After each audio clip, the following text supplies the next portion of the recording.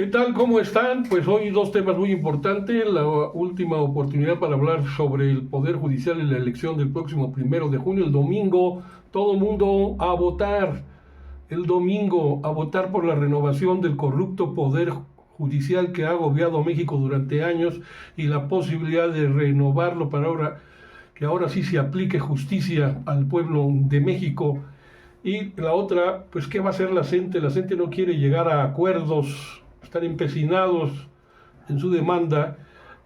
o en sus demandas. Y bueno, son dos temas fundamentales, pero hay otros dos más que vamos a tratar poquito a poquito, mientras el tiempo nos alcance. Ya saben que no me gusta alargarme mucho. Así es de que, bueno, hubo una explicación sobre la negociación que puede estar llegando la unidad de inteligencia financiera a cargo de Pablo Gómez, con cómplices de Genaro García Luna. No se espanten, porque se dio a conocer precisamente este esquema. Y bueno, la presidenta Claudia Sheinbaum aclaró la situación de inmediato. No tiene que ver este asunto con las responsabilidades y que continúe el juicio en contra de Genaro García Luna y su esposa y su red de complicidades en esta trama corrupta de la que ya habló en algún momento muy bien explicado Pablo Gómez. En ese sentido se detalla que solo es un espacio de negociación con estos maleantes, con estos zampones, para acordar cómo se regresarán los recursos a la federación, luego de que una jueza, ya mencioné su nombre el día de ayer en Estados Unidos, condenó a Genaro García Luna y a su esposa a pagar alrededor de 2.000 millones de dólares al gobierno mexicano que ganó este juicio. Hasta ahí va la cosa. Y es decir, ese dinero va a las arcas de Hacienda y pues seguirán en la negociación y ya veremos a qué resultados finales se llega. Por otra parte, los padres normalistas de Ayotzinapa acuerdan con Claudia Sheinbaum avanzar sobre la investigación de los 43 desaparecidos, los estudiantes, con un nuevo esquema de investigación, y dice que a través de la Secretaría de Seguridad y la propia Fiscalía General de la República, la presidenta Sheinbaum dice que se van a desarrollar a petición de los propios padres y nuevos esquemas de investigación. Los padres de los normalistas han planteado también el cambio de fiscal, el fiscal especial que se nombró del caso Ayotzinapa,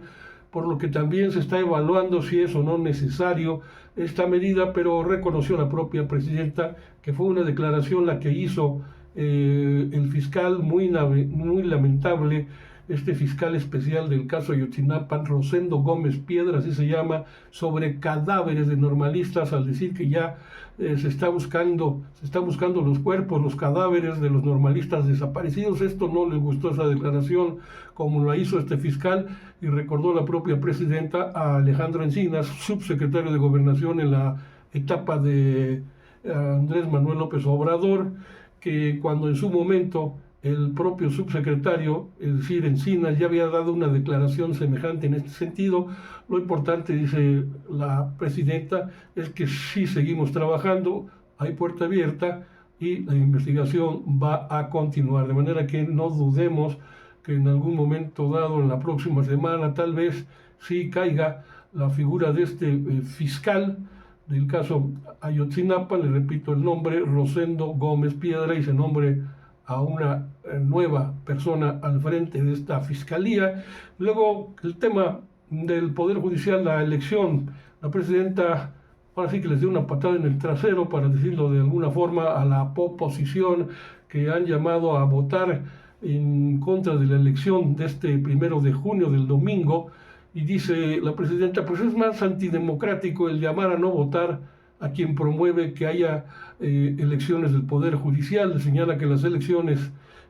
significan que la oposición tiene prácticamente renuncia a decidir quiénes son los primeros ministros de la Suprema Corte de Justicia de la Nación. Dice a la oposición que llama a no votar,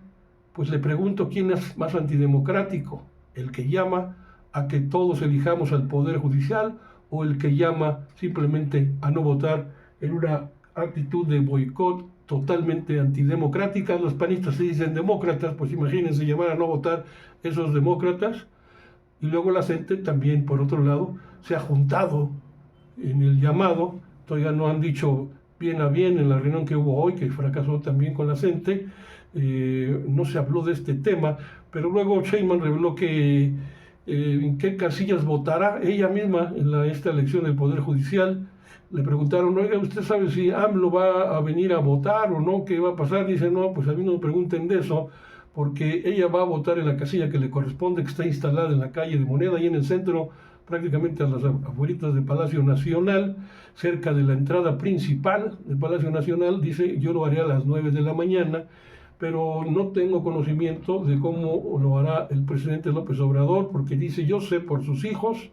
o alguna otra persona que lo haya ido a visitar, que está él muy bien, pero no he tenido comunicación realmente personal ni telefónica, ni mucho menos con el presidente López Obrador. No podría decirles, dice la presidenta ante los reporteros, si él va a venir a votar o no va a votar, para calmarle las ansias de los reporteros que dicen, ¿dónde vas a votar el presidente? Pues yo qué sé, pregúntenle a él, pero como no le pueden preguntar, él está en su finca, y ya pues a lo mejor sabremos después en qué momento lo hará, si lo hace. Yo creo que sí, pero no sabemos dónde. Luego Sheinbaum dio una plática, una charla, la última de la que puede hacer, ¿cómo le diría? De dar una plática prácticamente sobre cómo votar. Mostró todas las boletas que estarán disponibles en esta elección, y a pesar de, al pasar cada una de las boletas, ya saben que hay diferentes colores. Sheinbaum explicó cómo va ese proceso, cómo debe ser para votar, los cargos que están en disputa, entre los que destacan para jueces, magistrados y ministros de la Suprema Corte de Justicia de la Nación, hombres y mujeres. Luego, en otro tema importante que le quiero platicar, es este asunto del gusano barrenador. Dirán, bueno, ¿y eso qué? Pues eso sí importa bastante, porque el gobierno de Estados Unidos aprobó la instalación de una planta contra la plaga del gusano barrenador en México. Recuerden que hay una veda, digamos, de parte de Estados Unidos de no dejar pasar el ganado mexicano de exportación hacia los Estados Unidos, cruzar la frontera. Pero bueno, pues ya hubo pláticas con el secretario de Agricultura de México, y dicen que ya hay un acuerdo técnico entre ambas partes, entre ambos países, así como que un equipo de Estados Unidos va a venir aquí a México, al país, para verificar y apoyar en la instalación de esta planta. La historia es así. Estados Unidos invertirá 21 millones de dólares en una planta mexicana de productos de moscas estériles para combatir a la plaga del gusano barrenador, que llevó a las autoridades de los Estados Unidos, como ustedes ya saben, aquí lo hemos platicado, a suspender por un mes las exportaciones mexicanas de ganado bovino en pie. La decisión se dio a conocer después de que el secretario de Agricultura de México, Julio Verdeguer, ya lo había hecho, sostuvo una conversación telefónica el martes de esta semana con su homólogo estadounidense Brooke Rollins, con el fin de levantar la suspensión a las importaciones de ganado mexicano, misma que se definirá después de que una misión del propio Departamento de Agricultura norteamericano visite México, como les decía, y bueno, el Servicio Nacional de Sanidad, Inocuidad y Calidad Agroalimentaria, la SENASICA de México, pues indicó que derivado de esos diálogos, pues el gobierno estadounidense fue que aceptó invertir estos 21 millones de dólares de que les platico para esta planta de producción y esta realización de moscas del gusano barrenador allá en el estado de Chiapas, en el sur del país. El anuncio se produce, bueno, 2 semanas después de que Verdeguer había culpado a los Estados Unidos del avance de la plaga al no querer colaborar con la apertura de esta planta de producción de moscas estériles, que es una forma, así la utilizan, de control biológico que permite interrumpir el ciclo reproductivo de este insecto. El gusano, pues tomé nota de esto, es una larva de la mosca Cochiliomia o Miniborax, así se llama científicamente, que puede invadir los tejidos de cualquier animal de sangre caliente, incluyendo a los humanos, Por eso hay 6 casos allá en el sureste. El parásito entra en la piel de los animales, ocasionando graves daños y lesiones que pueden incluso ser hasta mortales. Entonces México prevé que en el mediano plazo, ya con este acuerdo, la planta producirá entre 60 y 100 millones de moscas estériles adicionales a 100 millones más que se producen actualmente en una planta que está ubicada en Panamá y que se liberan semanalmente en el sur de México. Entonces esta visita de la delegación norteamericana a México para ir a esa planta, corroborar las instalaciones, cómo están, cómo va el asunto, pues pueden coadyuvar a que se rompa esta barrera en contra de la exportación de animales mexicanos hacia los Estados Unidos, pero no sabemos qué tanto tiempo va a durar todo este arreglo. Por lo pronto el mes se va a cumplir y vaticinan que pudiera pasar otro mes sin que el ganado mexicano pudiera pasar las fronteras hacia los Estados Unidos, y con esto pues se está afectando por el momento a los ganaderos, sobre todo la zona norte de México, ahí en Chihuahua, otros estados, y bueno, pues así están las cosas. Ahora nos vamos con la CENTE, los integrantes de esta Coordinadora Nacional de Trabajadores de la Educación, la CENTE, con C, el CENTE, con S, es el sindicato nacional, y en el cual ahí mismo se agrupa la CENTE, que es una disidencia del sindicato desde hace muchos años. Unos negocian la CENTE de manera más o menos institucional con los gobiernos,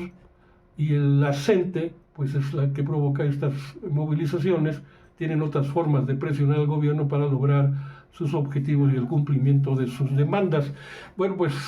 este miércoles pues se dio la reunión que el gobierno de Claudia Sheinbaum, pues allí en esa sesión con los dirigentes de la CENTE, no aceptó derogar la ley del ISSSTE del 2007 en esta reunión que se sostuvo allá en la Secretaría de Gobernación. Luego hubo un mitin breve, según me informan,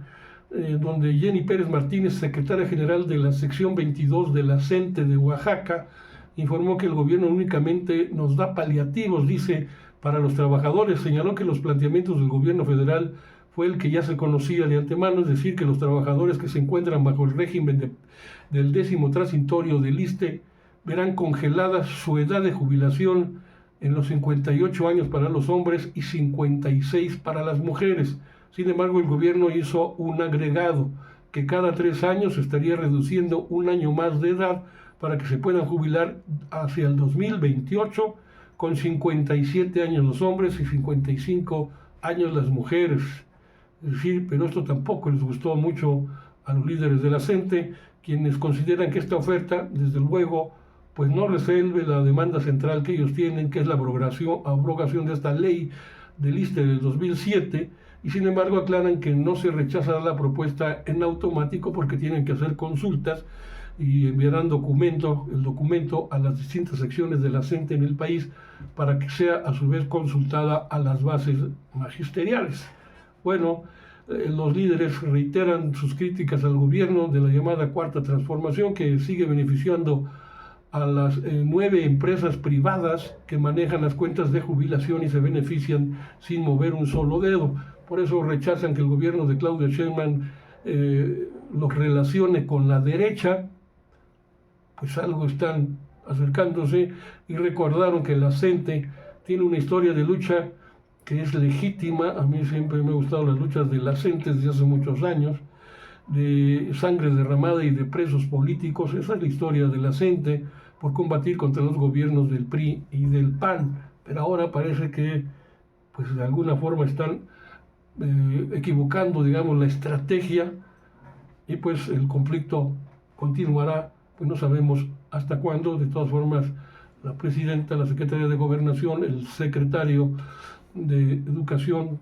mantienen las puertas abiertas, mantienen el diálogo, y veremos qué ocurre durante las próximas semanas. Solo esperemos que el domingo próximo, 1 de junio, no se presten al boicot de la elección de jueces, ministros y magistrados para renovar al Poder Judicial, porque entonces sí sería ya el colmo. Una más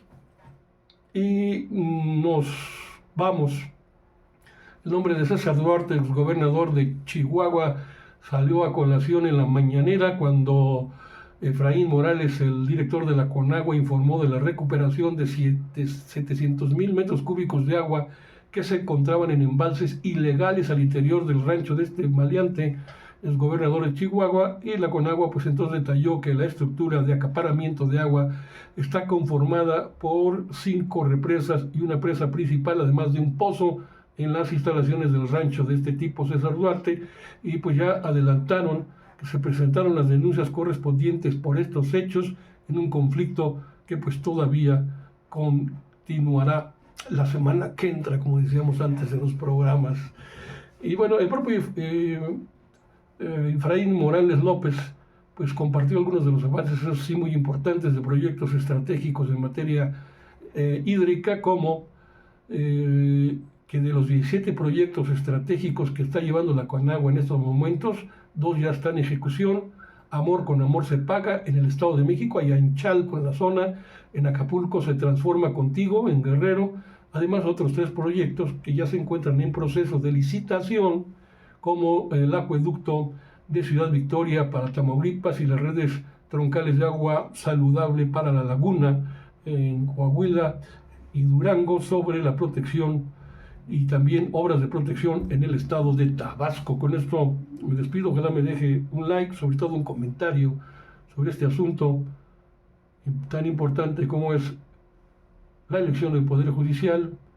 y la CENTE que vamos a hacer aquí en @Sociedades de Pensamiento con un servidor Carlos Monroy en YouTube, en TikTok. Ojalá me apoye ahí más en TikTok, estamos creciendo bastante gracias a ustedes, con @Monroe_HER, TikTok, desde luego en Facebook, siempre estamos ahí presentes, y en el espacio al que me invita nuestro compañero y amigo Luis Pantoja, Comunicadores MX. Gracias.